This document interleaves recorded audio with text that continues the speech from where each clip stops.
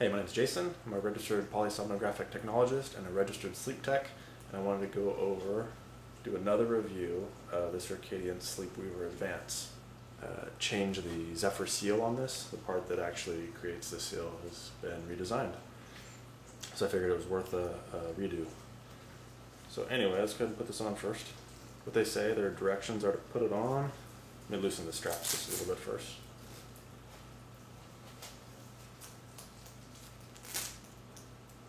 Okay, so we put it on. Then I'm going to turn the pressure on. I have this at 10 centimeters of water pressure, just to make it a little hard on it. Okay, once you have it on, you're supposed to tighten the sides.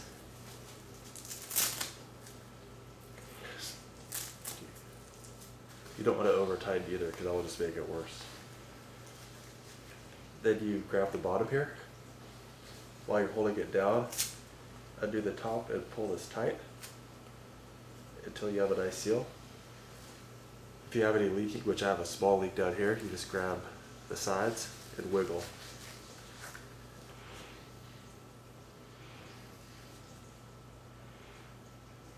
Did you get here?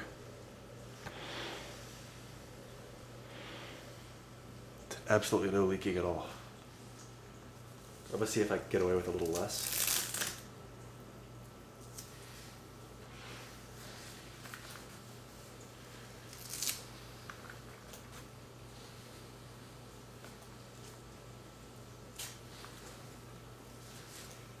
No, I can't, so I retightened it.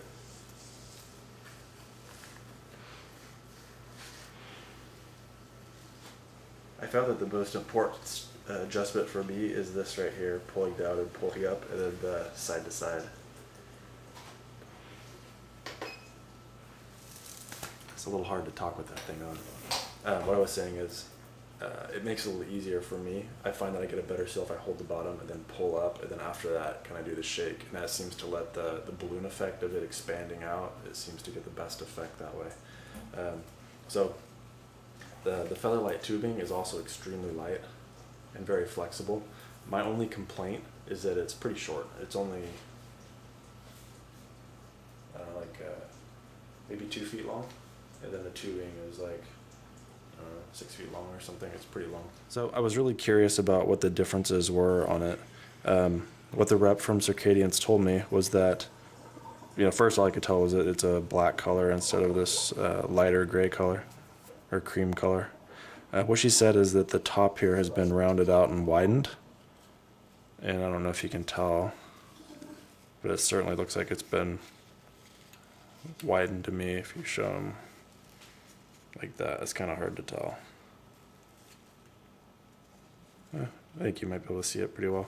This whole spot has been expanded and widened, so that gives it a little more room to expand over your nose if you have a deep nose like myself. And then also the headgear. The headgear has been new, but the headgear on the newer one, which comes standard with all of them, is also extremely nice. This is a very soft, like felt. It's very soft and pretty easy to adjust.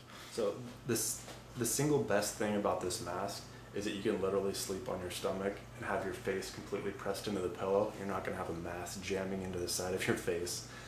You're not going to get those deep lines that you get with a harder plastic mask and silicone. Laying on your side, this thing will just practically deflate. The pressure's still there, so you're still getting your therapeutic value, but it's not disrupting you as much at all. I'm going to put it on again and kind of show that.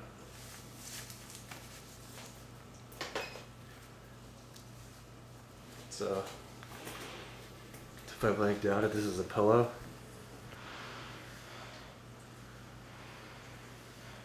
I mean, I'm pretty much buried it by hand. I come up and it's still no leaking.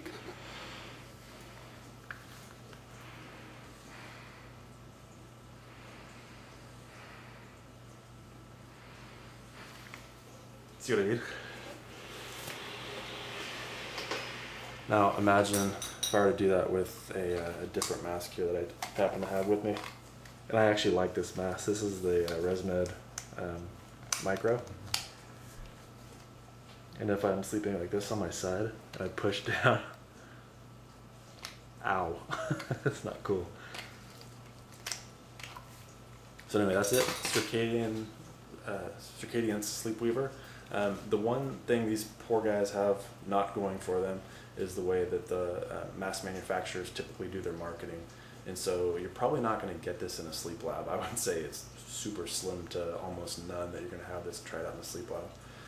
Most hospitals, such as even my own lab, you have pretty strict mask cleaning requirements between patients. In this one, because it has some tape in there, if you wash it in a pasteurizer, just completely destroys the tape, and they're not going to spend that much time between, you know, from day to day. Like my lab has 8 beds.